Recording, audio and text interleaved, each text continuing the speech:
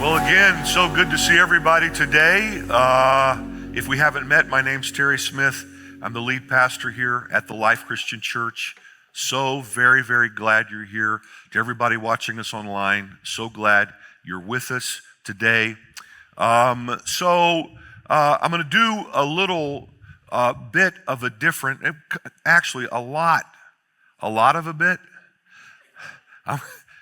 What I'm going to do today is different than what I would typically do or whoever else is teaching would typically do in terms of communicating this morning. And that is that instead of the normal in-depth teaching that I or someone else would offer, I today am going to be spending time doing a vision cast. You might remember, those of you who are TLCC people and who track with us around these kinds of things, that this past fall, typically on the first Sunday of December, we have what we call Vision Sunday. And once a year, kind of lay out our vision, thinking about the next year. But every few years, and it's been a few years, I will take some time at important junctures in the life of our church to kind of lay out a bigger picture of our future and a sense of where we're going as a local church. And so last year, I said instead of doing our normal Vision Sunday, we were going to move that forward, and we were going to do a little bit of an elongated vision season here at TLCC. And so this week, next week, and the following week, we're going to be talking about different parts of what I'll introduce today. I know, for those of you who are part of the Life Christian Church, that you love your church and you care about what we're doing and where we're going. If you're new to us, we're so glad you're here. I hope that you will be inspired as well. I also want you to know that what I'm going to be doing today is a little bit different than what might normally happen on a Sunday, okay? And one other thing I want to say, I didn't plan to say this today, but because I had a number of people ask me about this in the lobby between services, I think I probably need to communicate this. I think a lot of you are aware, because you see it on social media and so on, that I have a new book coming out. And I think folks are wondering why we've not done some kind of book release signing thing like we normally do when I have a new book coming out. That's coming, but it's going to happen 4 weeks from today, just so you know. And then we're going to do a series along with, actually there are churches all over the country who are going to be doing a series based on my new book called The Lord Give You Peace. We're going to be doing that leading up to and through Easter. Okay, and so just so you can know that, I've got people, evidently Amazon's already sending books to people, even though the book it's not supposed to be in retail stores until Tuesday.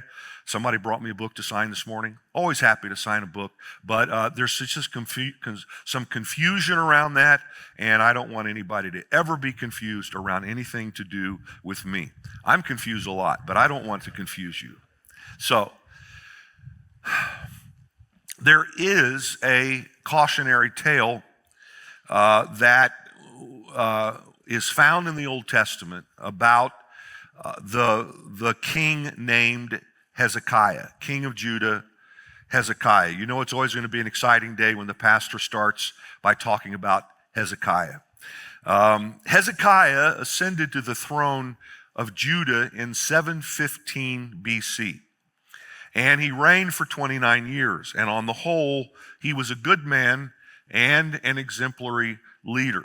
But his legacy was marred by short-sighted selfishness in the twilight of his life. He had been miraculously and famously now healed from a grave illness and had been given an astonishing promise that his life would be extended for several years. But then he got caught up in some pride, and he showed off his plenteous treasures to some emissaries from Babylon. And Babylon at that time was a rising power and were seen as a threat to their neighbors, and Hezekiah clearly made a mistake by showing the treasures off to these Babylonian emissaries who later would come and actually steal them and carry them back to Babylon. Isaiah the prophet, a contemporary of Hezekiah, was not happy with what Hezekiah had done, and he prophesied to him that those treasures that he had shown off would someday be pillaged by the Babylonians, and that in the exile that would follow, Hezekiah's own sons would excruciatingly suffer. And when you read the story, it's really terrible what's going to happen to Hezekiah's children, and particularly his sons.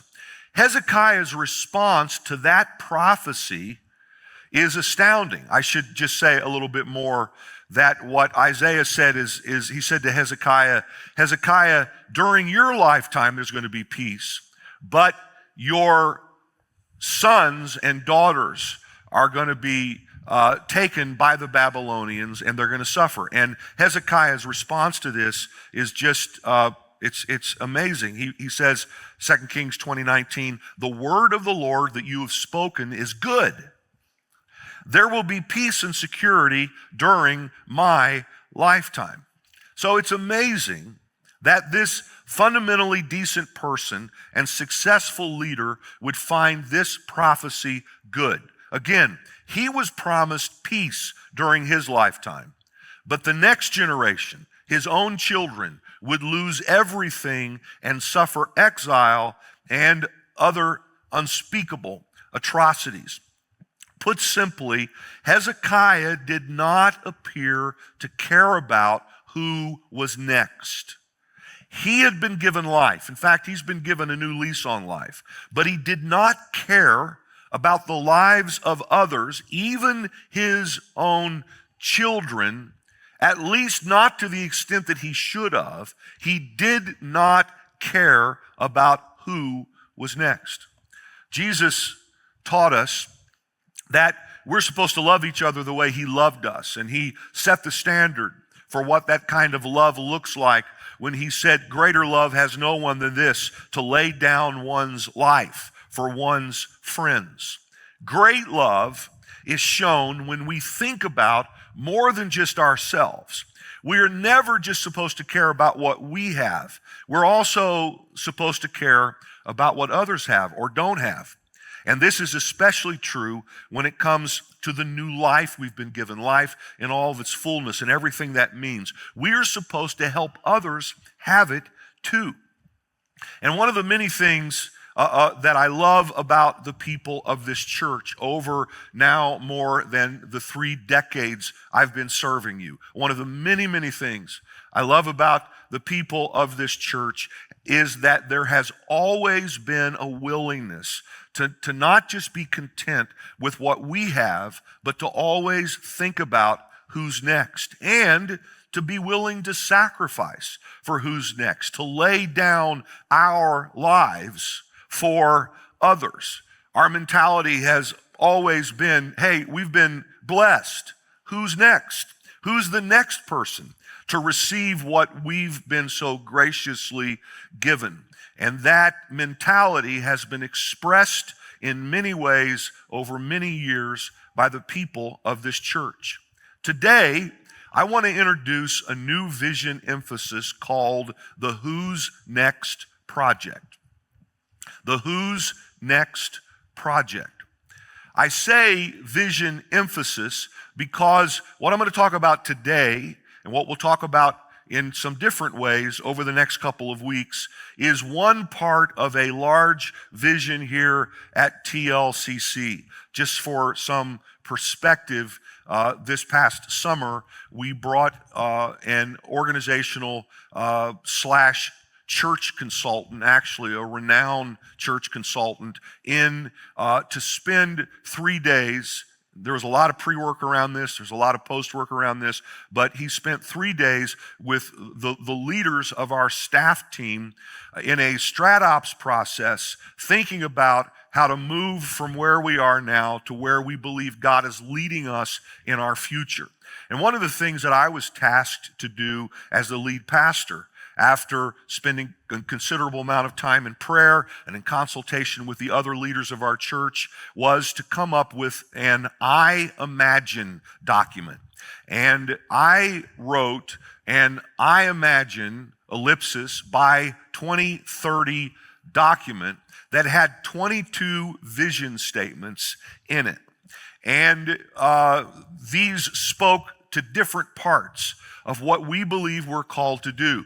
Some of these 22 statements had to do with things we're already doing that we know that we feel called to do much better. And then a number of those statements spoke about things we are not yet doing that we feel called to do. I say that to say that when I talk about vision emphasis today, I'm talking about what we feel is important now and what we should be emphasizing now, but it's not all that we feel is important or all that we're emphasizing as it concerns envisioning our future. There are a lot of things we're thinking about, and all of these things are in support of our mission here at TLCC. And most of you are very familiar with what our mission here is at TLCC. Our mission is to inspire people to the life God dreams for them as we spread His love in ever-widening circles. That's what we get up to do every day,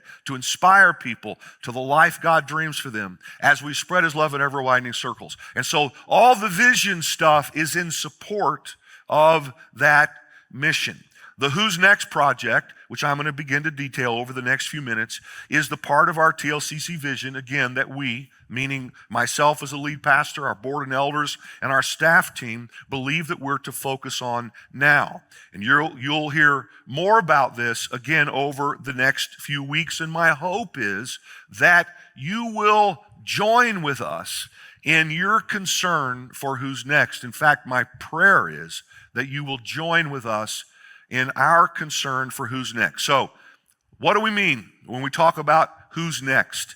And, what are we thinking about? And what are some of the actions we intend to take? Let me offer 3 who's next considerations and actions.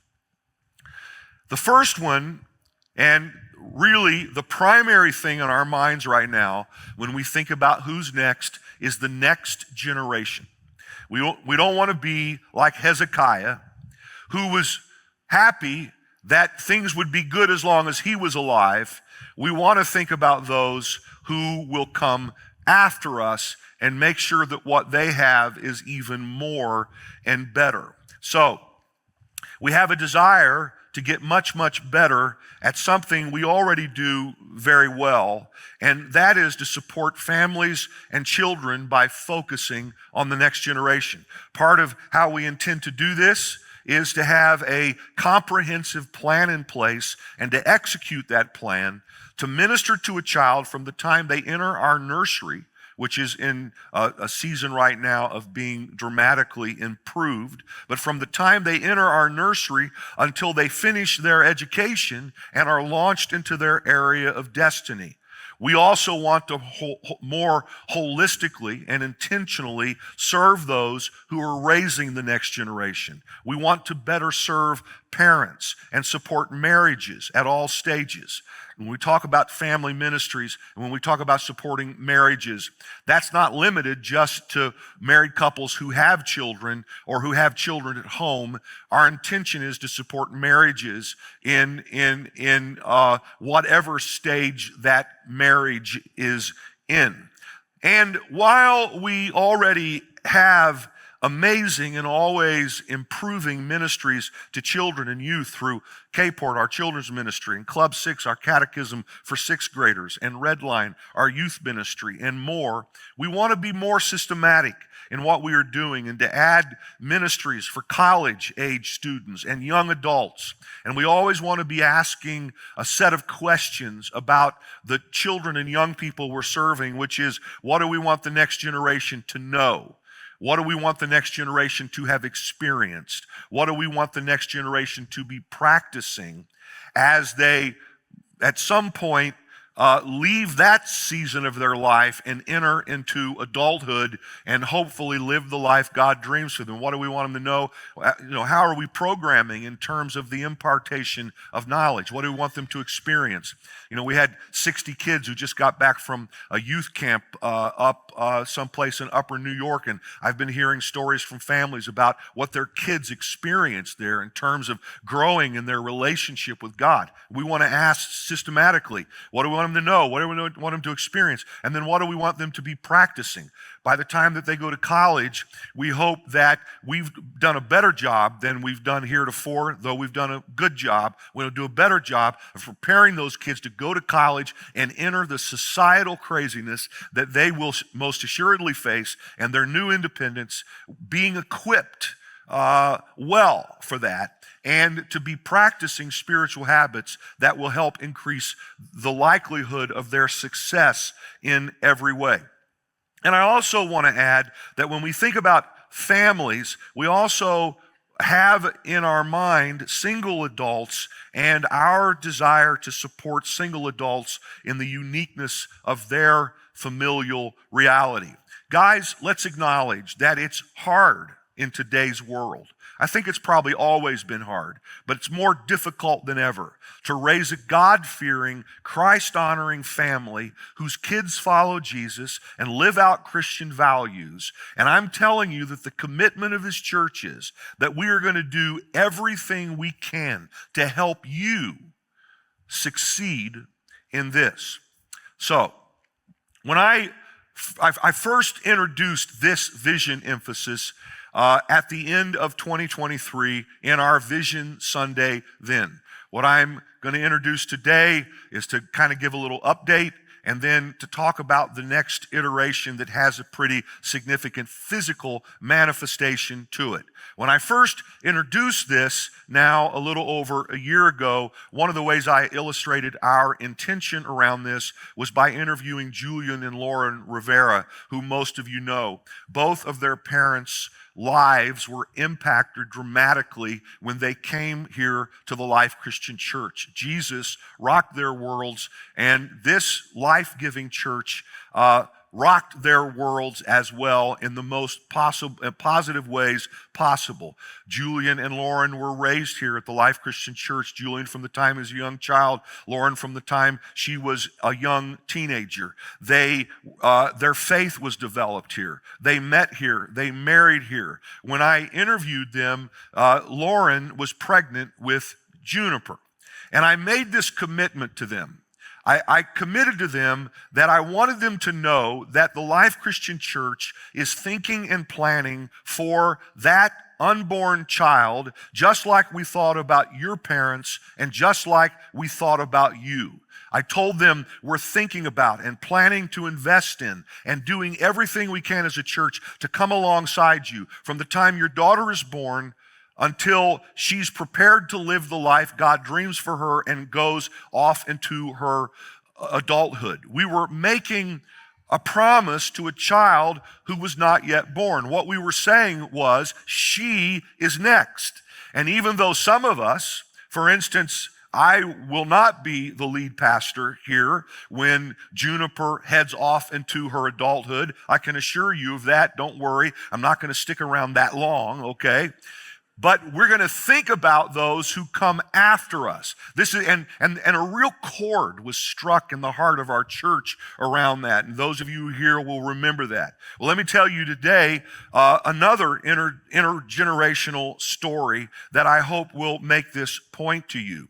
Years ago, some 20 plus years ago, Sandy Childs, a single mom, a clinical social worker, and licensed family counselor, came to the Life Christian Church. One of the things I always like, by the way, to say about Sandy is that Sandy marched with Martin Luther King Jr. I always find that a fun thing to say about Sandy. She's a really amazing woman.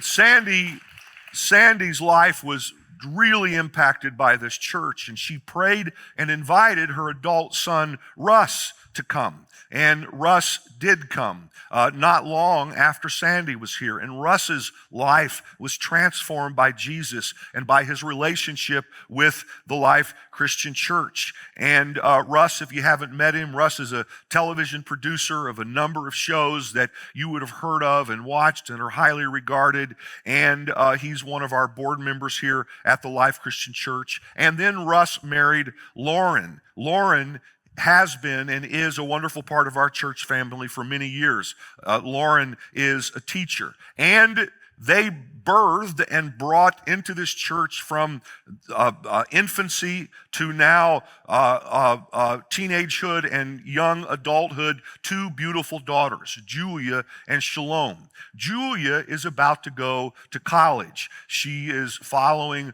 her parents, both of whom attended Ivy League colleges, to an Ivy League school. She's a really sharp young woman. She interned on our staff team last year in our children's ministry, and we thought that it would be a nice thing for you to just kind of hear a little bit of their story and get a little bit of perspective on what we mean when we're talking about who's next in light of the next generation. You'll watch this for about 4 minutes. Hi, my name is Sandy Childs. TLCC has been my church home since 2003 and the church home of my son Russ and my granddaughter Julia. I've been coming to TLCC for my whole life. Growing up in Cape Port has been so essential for my time at TLCC, and it really showed me from the beginning that TLCC was going to be my strongest community for my whole life. After I finished Cape Port, after 5th grade, I went to Club 6. I got to learn all about the Bible and all about Christianity, and that was really powerful for me. And then I went into Redline, which I've been in for 5 or 6 years, I think, at this point. From my perspective as a parent, Redline has been absolutely essential to her health and well-being as she's grown through middle school and high school. You know, just another way to kind of connect to God and her spiritual growth. It was just tank filling and life-giving for her in a way that, I think without it, her experience through middle school and high school would have been very, very different. I'm really, really glad that I've had TLCC throughout my high school years, and I've had Redline, and they've taught me the values that I can use as I go off to college at Dartmouth in the fall. And something that was really important to me when I was looking for a college was looking where I can find a Christian community similar to what I have at church here and what I have in Redline at my college. And I think the church really taught me that a Christ-centered community is the most important community that I can have. And so I'm really looking forward to finding that in college and, finding similar values to what I've had at church, because these are just so important to me. They will be making decisions that are based on the values that they learned here. When they are thrown out there into the world, they don't have to feel like they have to be influenced. They can be the influencer in helping their peers make decisions. It's just so impactful. I mean, my kids love Jesus. Like a lot. I feel like on some level, if I've done nothing at all correctly as a parent, just giving them the opportunity to get to know Jesus through the platforms, what TLCC offers, it's all right, they're gonna be fine. We did that. They've got that. Then if they've got that, they can launch from there. Then God's got them and everything's gonna be okay. It's kind of how I feel about it. I know that TLCC is making such an effort to really invest in the next generation, invest in children, and I'm so excited to see how that takes place far into the future. I've always wanted to be able to raise my own kids at TLCC because I've had such a great experience growing up at TLCC, and I just want for them something that would be exactly the same. The impact that the Life Christian Church has had on my kids cannot be overstated. And I think about just, the strong foundation, that she's got built through Life Christian Church. I think about even just her spiritual growth as a student of the Lord, right? And as a follower of Jesus, it can't be overstated. It's priceless. I'm so grateful that my grandmother, Sandy, came to TLCC first, invited my father, and that my father and my parents have been so dedicated to, bringing me up in the church and every single Sunday bring me here above anything else. I hope that for my kids and for all the other kids and families that are going to come to TLCC in the future, they're going to have an even better experience than what I got to have. As a grandparent, I have been so happy to see that my grandchildren are living out in their age-appropriate ways what they're learning here. The impact of this church on their lives will be something that they'll take few generations. When I'm long gone, their children, their grandchildren will be living it out wherever they are. Our lives, I know that my life and therefore their lives would not be the same were it not for TLCC. I'm excited about the idea that TLCC is putting an even greater focus on serving families, because I know how essential the family ministries have been for my family.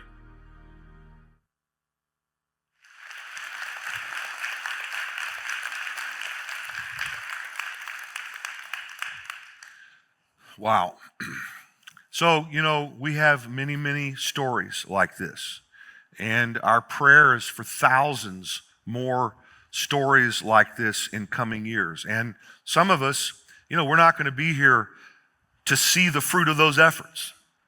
But we're called to care about who's next, regardless. So at the end of 2023, then, we laid out when I first introduced this vision emphasis, we laid out two immediate objectives regarding the next generation piece of who's next. First of all, we said that we wanted to hire a family pastor. Obviously, and always, leadership is everything. And we searched far and wide to find a world-class family pastor. And we found her on our staff. Amanda Smith has been on our team for over a decade and has won at everything she's done these many, many years. Agreed. The reason it took a while is it took a while to convince her. She already had a lot of responsibilities. She continues to be our online campus pastor, but now she's taken on this family pastor responsibility, and we will begin to see the impact of her leadership as she leads our K-Port staff and our Redline staff, and as we continue to build this out, you'll begin to see the impacts of her efforts in coming months in very significant ways. And you're going to hear a little bit from her next week, as well as several others of us. And then we said that as a big next step that we wanted to launch an Awana Club. Awana is the largest child discipleship ministry in the world, and they've proven successful over many, many years at helping teach children Scripture and the values that flow from it. And we launched our Awana Club just a few months ago, and we now have, between the ages of 6 and 11, some 70 children registered in Awana, where parents are bringing their kids here every week for the purpose of learning Scripture. So, wow. I mean, what could, and by the way, let me just pause for a moment and take off my kind of organizational leader hat for a minute and be really pastoral for a moment and meddle just for a second, okay? So when you see the story of the Russ and Lauren Hammond family, and you see Julia's story, here's something really important to note. They live in Harlem. Yet their kids have fully participated in our children's ministry and our youth ministry, which is to say that that Russ and Lauren have made a tremendous commitment to avail themselves of the efforts of the church to serve their family. To which I say, guys, if you want this to work for you, it can't just be us making a commitment to your family. You're going to have to make a commitment to the church. You're going to have to show up. And at some point, you're going to have to decide. I know that this is challenging. Guys, I love you. And I know this is challenging. And I know parenting and family life is challenging on all kinds of levels. Sharon and I, we've raised 3 children to adulthood who they were very active and engaged in all the sports. And both of our boys went on to play college football. And we know all the things that are pulling at parents, okay? But let me just say, at some point, you're going to have to decide. Is it more important for your kids to grow in their life with God? Or is it more important that they, play on yet another travel team? At some point, you have to make some decisions. And so when parents, and I think you can figure out how to do both things. I'm not telling you your kids should quit sports. I'd be a hypocrite if I told you that. I'm glad. I hope they're doing great. I hope they're winning. I hope, I'm all for all of that. But at some point, we have to decide what's most important. And we want to be able to sit there when we're parents and give a testimony like Russ just did and have one of our kids say, essentially the most important thing in my life is my relationship with Jesus Christ. And as parents, we've got to navigate our way through that successfully. Again, I'm not saying it's easy. When I say something like this, I want to put my arms around you and say, I love you, and I understand the struggle. You can figure it out. Just make sure that you make your commitment to what the church offers. Whether you're part of this church or part of another church that's offering things to serve your children, you're going to have to make the trip from Harlem to West Orange every week if your kids are going to be impacted by what's happening here. Everybody still love me after I said that? Or did you maybe say, I didn't love you anyway? Don't.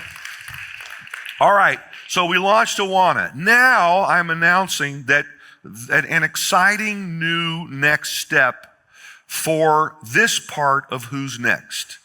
And this is a very, very significant thing that's going to allow us to really elevate our programming to children and young people. I'm always happy when I get to use a laser pointer, and this is a laser pointer moment. On the screen behind me, you will see a project that we're calling the First Floor Next Gen and Adult Learning Renovation. And so I realize that there probably are a number of you who've never actually even been down to the first floor. But you should know that below us is a room about this size about the size of the lower level, including the stage. And that is essentially this area, and it's about a 10,000 square foot area that at present is one large room that we call our conference center. And then from here and all the way over here into the drums is our existing K-port, which is about 10,000 square feet as well. There are about 20,000 square feet on the first floor. And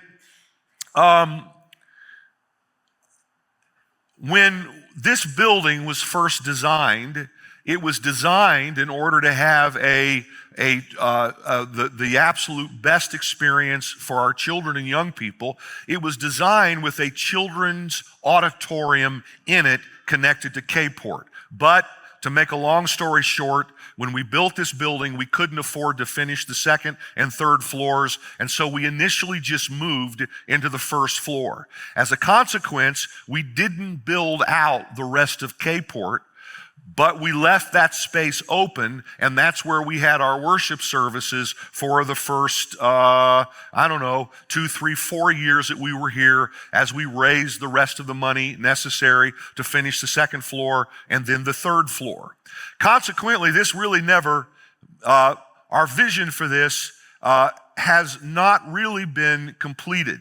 And as we've started to make this new emphasis on the next generation and family ministries, I have become convicted that we need to finish what we said we were going to do when we first announced our vision, which was to make sure that we have the absolute best facilities possible to program at a very high level to meet the needs of our children on Sunday mornings and then our young people in the midweek. And so the intention is to take that 10,000 square feet and to attach a 175-seat children and youth theater to the existing K-Port that's already all over here. Just to locate you, when you guys register your kids for K-Port, you go down these stairs and you come here to this to a check-in station that's not really a very good check-in station right now. We're going to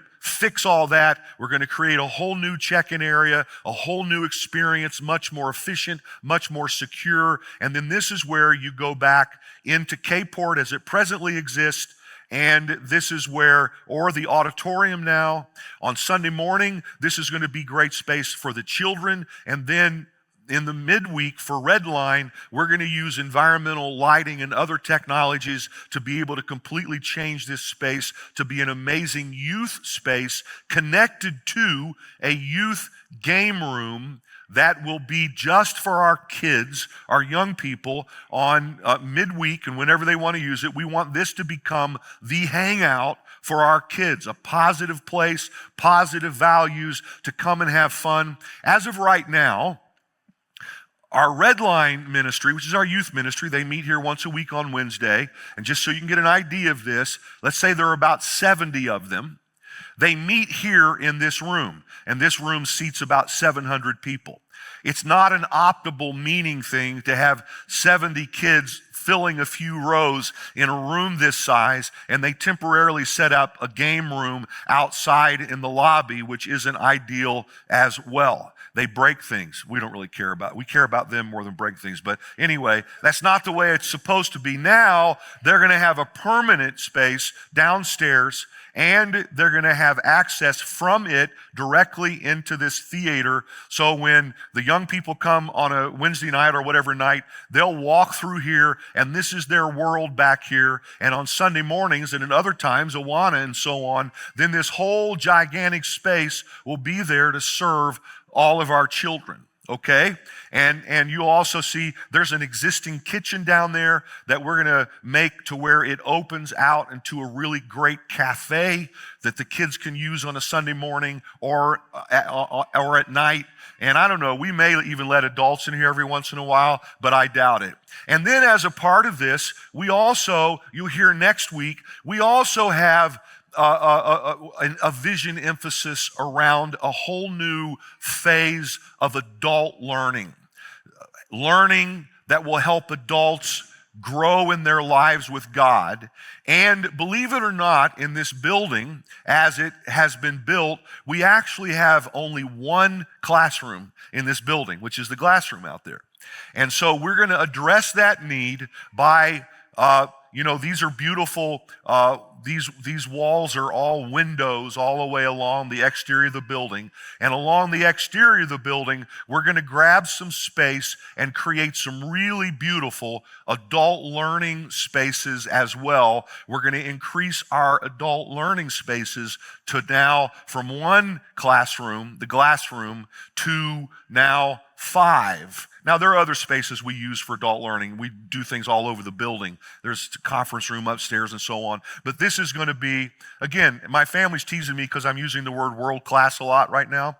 This is going to be world-class space for adults to learn in as well. But the key point is this space for children and young people is going to be spectacular, and it's going to kind of force our children's and youth programming to be raised to a level that's much more creative, innovative, and effective than even what they're doing right now. So, thank you. Thank you. All right, so that's the first thing.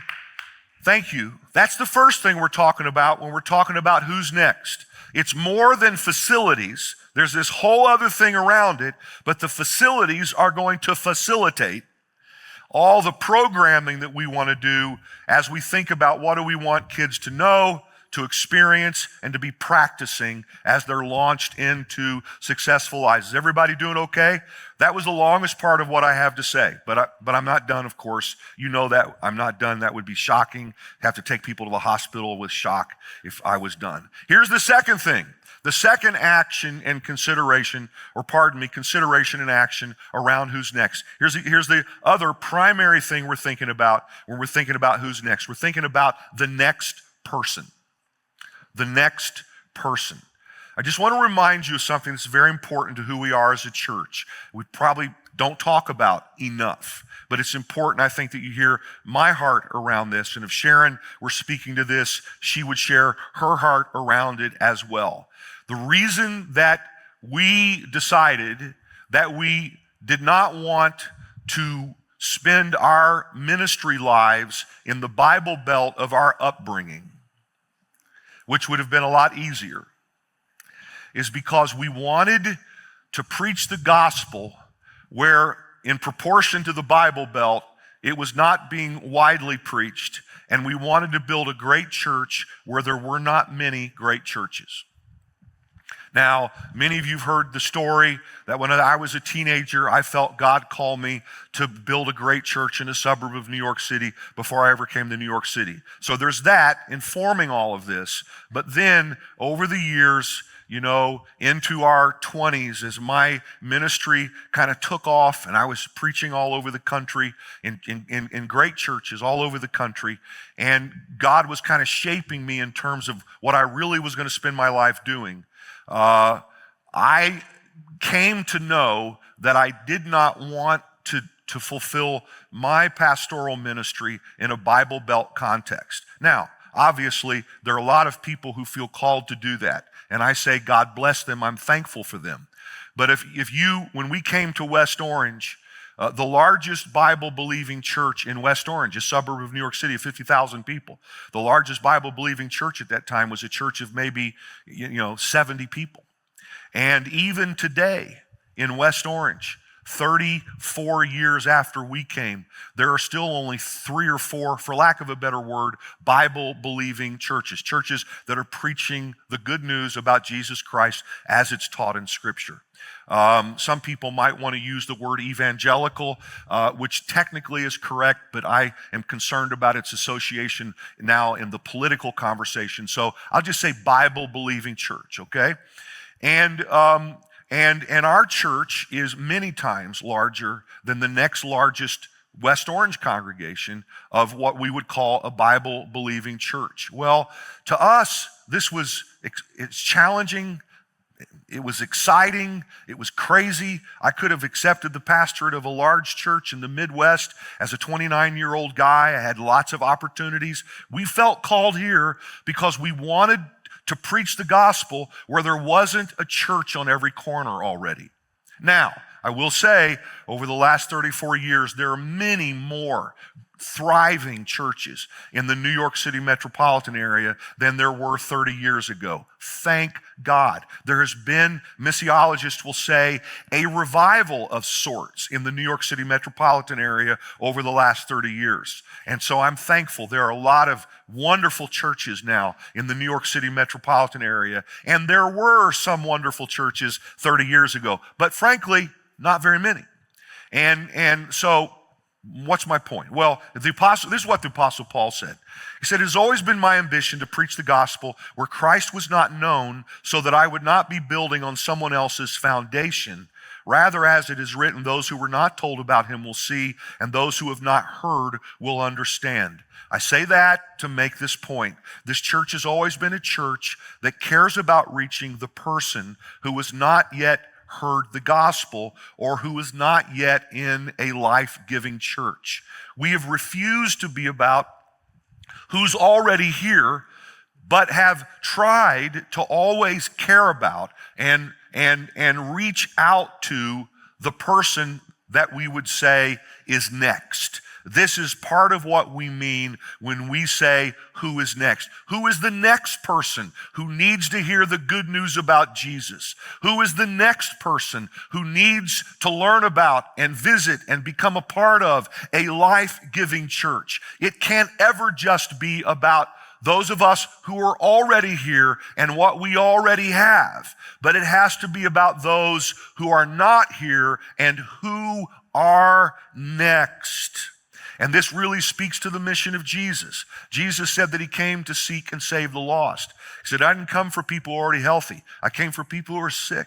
I didn't come for people who've already been found. I came for people who need to be found. And I want that, even as we've grown to be a large church and have a lot of good things going on here, to make sure that we never forget that we are here to reach the person who is not yet here. I read a wonderful illustration or something that illustrates this in Adam Grant's book, Think Again. He talked about a team of psychologists who studied how going to outer space, how astronauts who've gone to outer space have a dramatically different perspective and how that they see the world differently. And I'll just read a little bit from Grant here. He said, upon returning from space, astronauts are less focused on individual achievements and personal happiness and more concerned about the collective good. And then he quotes Apollo 14 astronaut Edgar Mitchell, who said, you develop an instant global consciousness, an intense dissatisfaction with the state of the world, and a compulsion to do something about it. And then this astronaut says, from out there on the moon, looking back at Earth, international politics looks so petty. You want to grab a politician by the scruff of the neck and drag him 250,000 miles out and say, look at that, you son of a... And then I'm not going to say what he said. But I agree with the sentiment. This reaction, Grant writes, is known as the overview effect. Shuttle Commander Jeff Ashby said, in space, the stars look the same as they do on Earth. What is so different is the planet, the perspective that it gives you. Circling the entire planet in 90 minutes, you can easily from space see the connection between someone on one side of the planet to someone on the other, and there are no borders evident. What am I trying to say? We need a heavenly perspective. And I think sometimes that God would like to grab us by the scruff of the neck, lovingly, of course, and say, this is what I see from heaven. I love the whole world. See, friends, we have to remember he loves the whole world, not just you and me and your kids and my kids. He loves everybody's kids. He loves the whole world. And we need to see life from that perspective.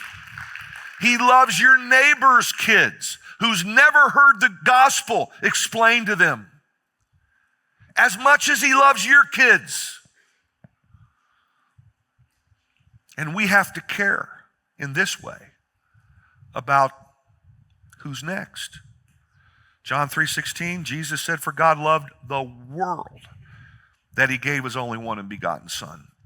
So, with that kind of as a backdrop, here's the practical kind of next step around that in this vision emphasis. And, we're thinking about this in a lot of ways, of course, have been, will, and will continue to. But here's what we're thinking about next. A couple years ago, I introduced our vision to design and erect a glorious work of art, a cross sculpture. I said that we would invest in designing this cross sculpture and then would, when the time was right, and this is that time, come back to the congregation to talk about how to fund it and build it. And that time has come, and we want to connect this cross sculpture in ways that I'm about to explain to the who's next project. Without going into too much detail here, the kind of thing that we will go into detail about at our next church business meeting, which is coming up here in just a few short weeks, where we'll answer questions all night long. Folks want to ask them. But without going into too much detail right here, we announced this as a vision. We hired an artist who designed this cross. We went through a process looking at a number of designs and came to agreement around what this was going to look like. We've hired an architect who has done and is now finishing the technical work necessary to actually build and install this 39-foot tall cross. The cross as tall as our building. And we've also now hired a contractor, a construction manager, the same person who built this building. We've rehired that person, Pat Conquest, who is going to both lead the project of building and installing the cross sculpture and also completing the first floor next-gen renovation. And so we see the cross of Christ, as the most beautiful possible who's next symbol. It is the most perfect representation of God's love for the whole world. And this 39-foot tall cross sculpture is going to stand on the front of our property and invite all who see it to come here and experience the gospel of Jesus in a life-giving church. No one's ever going to drive by this property again and wonder what this building is. They are going to know that this is a church that's focused on the cross of Jesus Christ.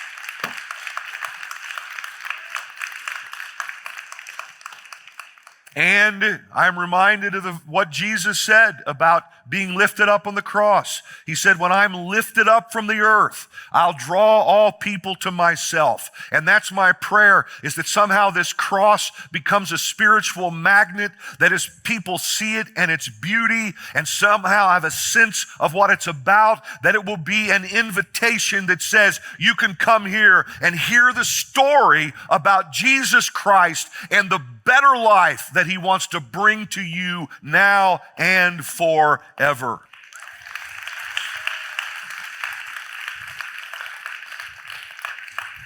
So we also see the cross sculpture then, now to get practical practical. We also see this as a meaningful way for all of us to come together to fund both the sculpture itself and connected to it, the first floor, next generation, and adult learning renovation, which leads me to my last, final, and not as long, third, who's next consideration and action. And this is now addressed to all of us. It's a question. Who is next to leave a legacy? Who is next to leave a legacy?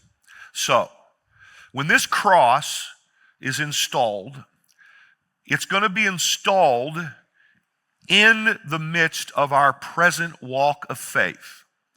And so to locate you in the building, we're talking about this corner of the property up against Vizcaya. And if you've not been out in the beautiful gardens out there, there are a number of paving stones embedded in the courtyard that we call our walk of faith. And that's where, as we were finishing this project and trying to raise the last $500,000 or so, there were a number of people in our congregation who donated $747 so that we could move into 747 Northfield Avenue, and their names or their family names are etched in those stones, hopefully, forever, as far as I'm concerned. And into that, in the middle of that walk of faith now, there's etched a cross. And it's a circle. Well, the foundation of our new cross sculpture is going to be where that present cross etching is, so that this is going to become a part of the walk of faith. And then, as a part of the beautiful garden area that's going to be out there, we're going to install legacy walls, a series of legacy walls. And these walls are going to have in them 4 different sizes of legacy stones. And we're going to give folks an opportunity to make a donation towards the Who's Next project and to have a legacy stone etched either with a family name or with someone that you may want to memorialize. And our intention, our hope, our prayer is to raise at least $1 million that will fund both the cross in its entirety and finishing the first floor in its entirety, cash. Okay? And so, when we talk about these different sizes of legacy stones, this is how we're thinking about it. And then I'll take a moment and explain it. And so first of all, we're talking about Legacy 1, which is a gift of $1,000 up to $5,000. Legacy 2, which is a gift of $5,000 up to $10,000. Legacy 3, which is a gift of $10,000 up to $25,000. And Legacy 4, which is a gift of $25,000 or above. And you might say, understandably, why have you decided to do this at 4 different levels? And I'll quickly explain. I think that's an important question to try to answer. And so, first of all, when we first started talking about this broadly, just kind of a few people kind of heard us discussing this. We had a beautiful family in our church. A relatively young family. They were in their mid-50s, they were in their 50s, which seems very, very young to me. And the woman in the family passed away. They were a marvelous family in our church. The husband is still very active in our church. And the husband wanted to memorialize his wife, and he heard about this cross sculpture, and he walked up to me one Sunday morning, he handed me an envelope, and it was a check for $25,000. And he said, Pastor, I want to kind of seed this money into that project, and I want somewhere in this cross project to be able to do something in memory of my wife. And so I thought that kind of heart, that kind of desire speaks of something kind of big, and that there should be an opportunity for people who have that kind of desire to do something really special in this. Now, that's one thing. The second thing is that having these 4 different levels gives people to make an opportunity to make a contribution according to their means. When I talked here a few moments ago about the 747 Walk of Faith project, everybody who participated in that was almost everybody in the church at that time. They gave $747. They gave $747 whether they, make $10 million a year or whether they were unemployed. And though that was what we should have done at that time, I want to change that story this time, and I want to give people who have more capacity and opportunity to, really a challenge to stretch and step up and do something special, and an opportunity to do that. And so we're going 2 weeks from today, Lord willing, we're going to receive pledges for the Who's Next project. And we'll probably receive them the next week as well. But the big day is 2 weeks from today. We're going to receive pledges for the Who's Next project. And the pledge period is going to be from March 2nd of this year up until Easter of 2026, which is the first Sunday of April in 2026. So it's just over a year-long period of time. And I'm making a very simple ask today. I'm asking today that you simply would ask yourself, am I in?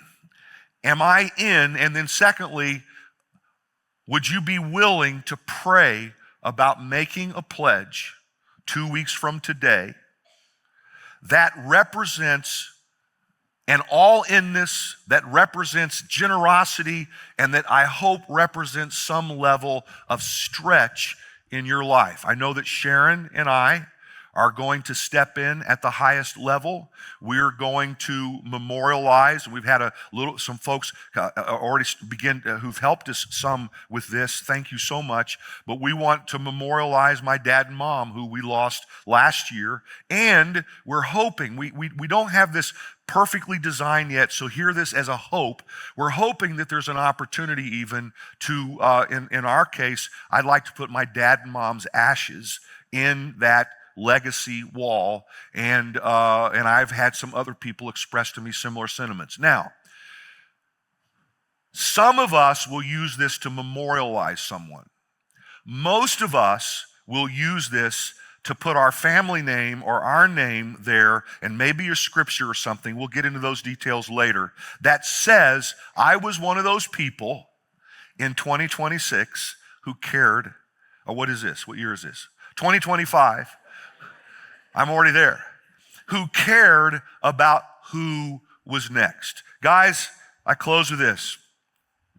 Over the years, every time we've come to a place to make room for who is next, there's been a group of people who've stepped up to sacrifice to make it happen. I wish I had time to tell some stories now, but I don't. I've used my time. You've listened well. I'm grateful, and we're going to wrap things up quickly here in a moment, okay?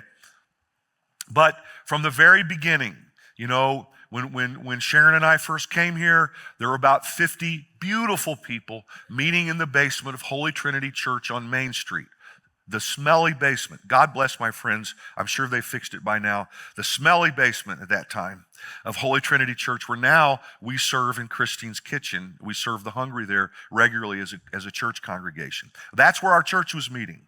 And we moved from there to a succession of rented spaces, none of them really suitable for a church. The West Orange Community House, we were there for probably 3 years. And then we finally had our opportunity to purchase our first building. But we didn't have the money.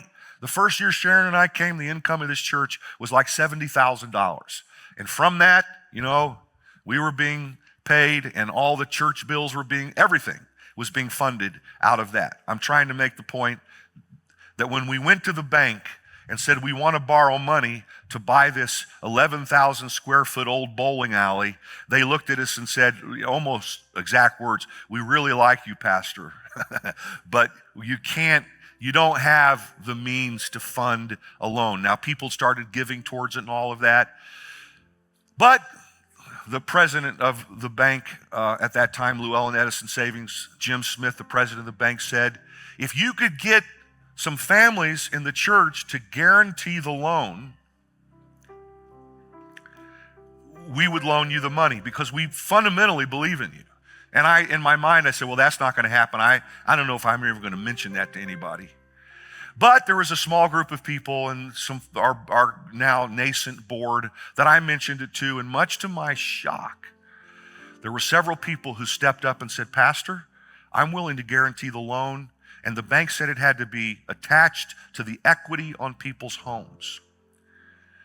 And we had, I think, 5 families who stepped up and attached the equity on their homes to that first loan.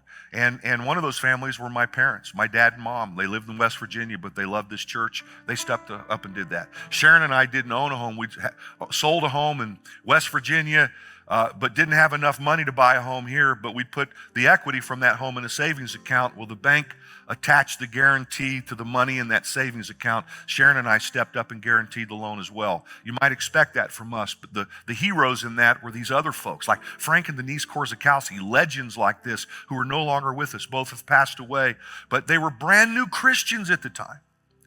Their kids, who now love us, thought they were crazy, which is understandable, actually, as they attached the equity on their home. Well, that was the beginning of, it's been a long time since I've made this kind of an ask here at the Life Christian Church. It was a beginning of people stepping up and saying, every time we came to a place where we needed to make more room for more people stepping up, capital campaign after capital campaign, bonding programs, sacrifice after sacrifice. It took us 4 capital campaigns. Each lasted 3 years, one lasted 2 years. People gave millions and millions of dollars so that we could sit in this room today because they cared about You. They were already happy where we were. We had a good thing going on, but they stretched and sacrificed and cared. This is a simple little thing. How many of you in this room right now were here and gave towards moving into 747? If you were here when we moved into this building and gave towards it, would you stand now? Would you stand right now? Would you stand right now? And stay standing.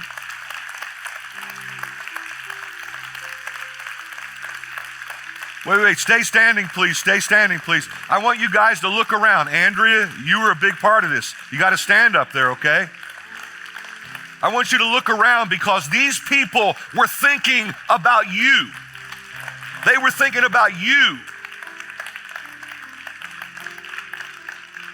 And now this is your opportunity. It's been years since we've had some kind of campaign like this. You know, we do our regular tithes and offerings, and I teach about that every once in a while. And then once a year in recent years, we've been doing a Vision Sunday and a Christmas mission offering. But it's been years since I've asked for this kind of commitment.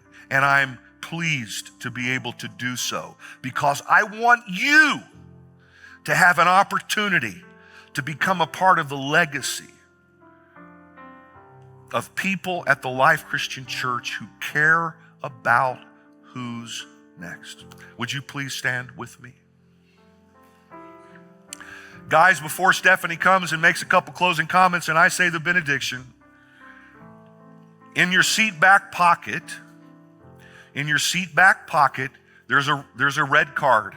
Would you please, would everybody who's a part of TLCC and all the rest of you who want to, would you reach into the pocket and would you grab one of these cards, please?